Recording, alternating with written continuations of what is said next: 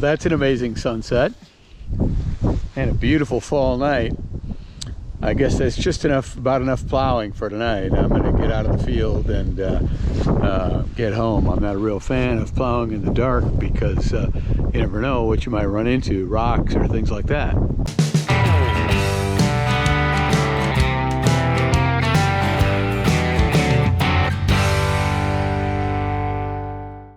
Hey everybody, welcome back. It's kind of a breezy, cloudy, but a warm October afternoon. We've had some real nice weather, a little bit of rain last night. And so we're gonna get on the last section of Legacy Hayfield.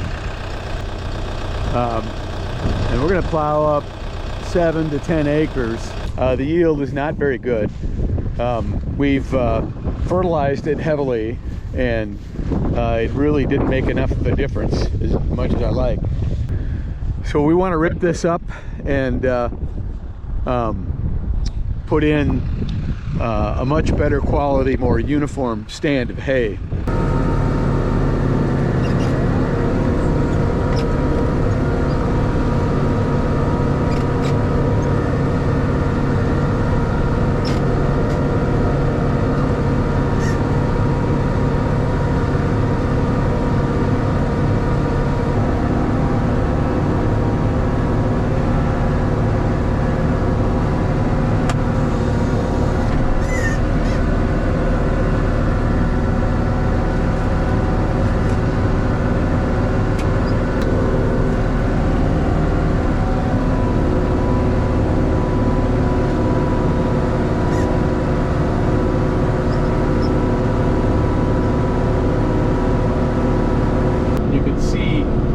Started on the outside of this 6-acre stretch and plowed, turned the furrows out, and then I drive along with the plow up in the air, the end of the field, and then I come back the other direction.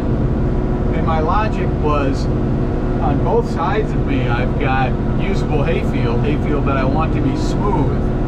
And so by laying that very first furrow and then every 4 furrows after that out that way, I've got a smooth edge. And so I'll be able to disc that edge on either side of the part I'm working. I'll be able to disc that smooth, so it won't be a bumpy transition once I get the oats off, and I'll plant hay underneath. There won't be a rough edge, a rough furrow between this new section of hay and the older section of hay. We work pretty hard to keep these fields smooth, and that's a technique that works. And what will happen is, as I slowly go toward the middle of the field, ultimately I'll end up with what's called a dead furrow straight down the middle of this section, and I'll be able to smooth that pretty well with the disc once I've got this soil worked up. So we're plowing about 6 inches deep, which seems to work best in this sod to give you a smooth field for disking in the spring. I'm making about 5 miles an hour with this with my New Holland tractor and this 4-bottom plow, and you can see it's turning pretty easily.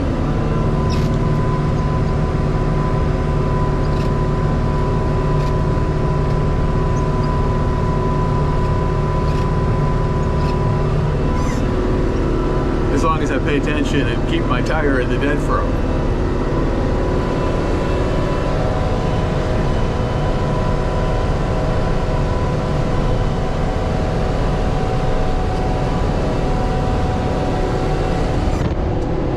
Up ahead, I've got a waterway that I'll lift as I go through. There's pretty significant water flow diagonally through this field, or on the other side of that rock pile, and then down over to that brush. And I want to keep that flowing in the spring.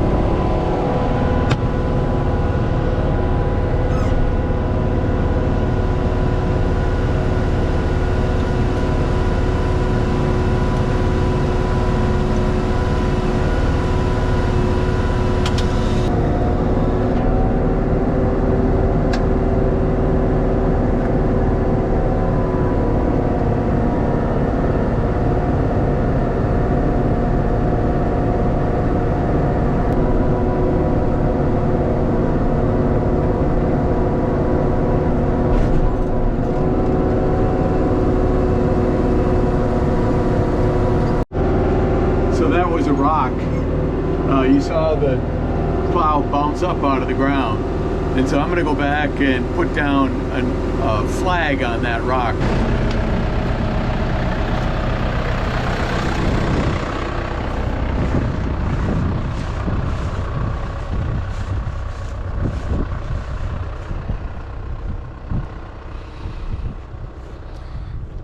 There. Oops, that's another one. I bent my flag. Pink flag. Do you know it's disc breaking rock? So we'll just want to make sure we get that pulled out of here with the skid steer before we disc over it and damage the disc next spring.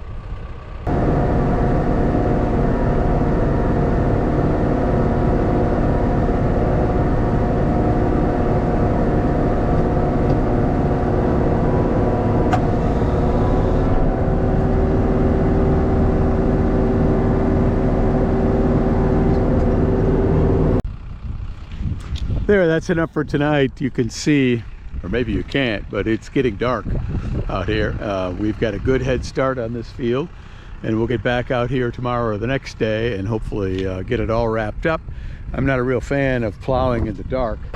Well, it took a couple days to get back out here, but we're in the field, going to do some more plowing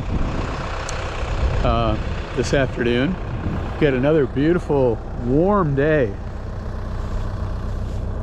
We're just days from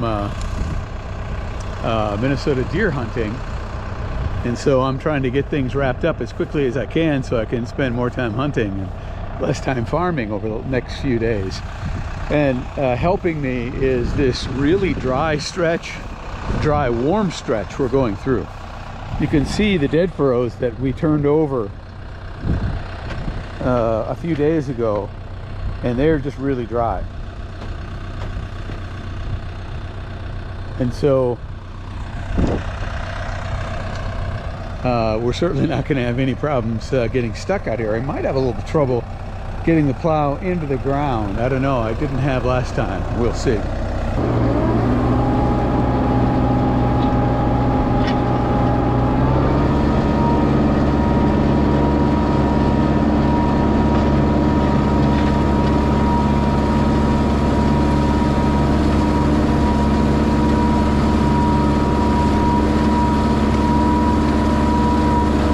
There's enough soil moisture, so I'm getting down on the ground the 6 inches that I want. I've got the tail wheel set, and I'm staying a little bit above the bolt that sets the depth with the tail wheel, and I think that's a reflection of either the soil is just a little bit dry, or my plowshares, which are the bottom blade, basically, they're the bottom piece of metal on each plow. I think they might be a little bit worn. So one of my projects this winter is to replace the shares on the 4 plows. Even though this is a 1960s plow, you can still get OEM, original equipment manufacturer, parts for this through the John Deere website. That's one thing John Deere is great about. And so I'll go online and order. I have to go through my dealership, and then they'll drop ship them directly from the John Deere parts depot to my house. And so it'll be 4 16-inch plowshares, because these are 16-inch wide plows on the back here. And then the flat-headed plow bolts that go with them. And so that'll be a project I can do in my shop this winter when it's too cold out for farming. There you can see I just lifted at the end of the field and made the corner back here along the power line. This section of the field is really gets hammered by the deer. I can't believe the deer sign coming up out of this little ravine at the back of the field and coming into the hay up here. They really pick at it at night.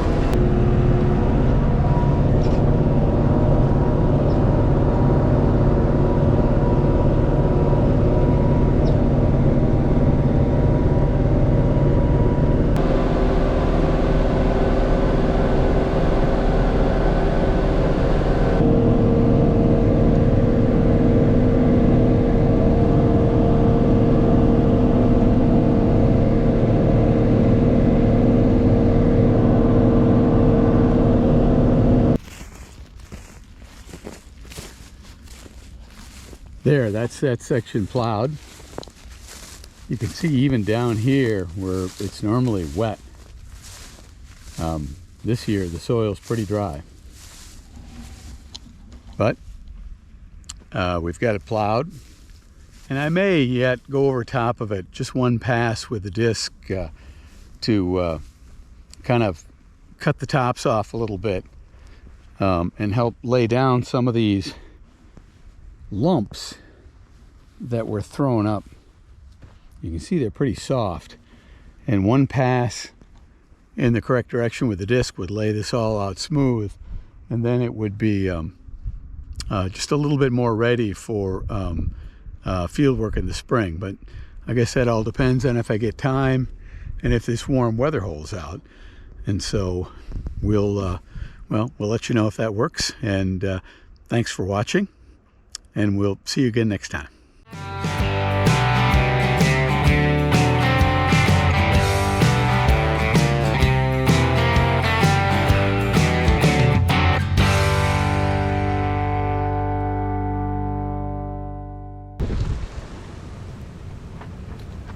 There, you can see there's 4 bolts holding each of those shares on, and they're pretty far down there. I'm gonna have to get this up on the tractor and get it lifted up to get those off, and I obviously have to get the parts first, so that may end up being a spring project rather than a wintertime project, so I can get the plow and the tractor in both together. But for now, you can see I've got orange on because we're just a few days out from the Minnesota deer season, and I don't want to be out here next to the woods without orange on, because you never know who might be getting an early start on shooting at deer. So thanks for watching, and we'll be back to you right after deer season.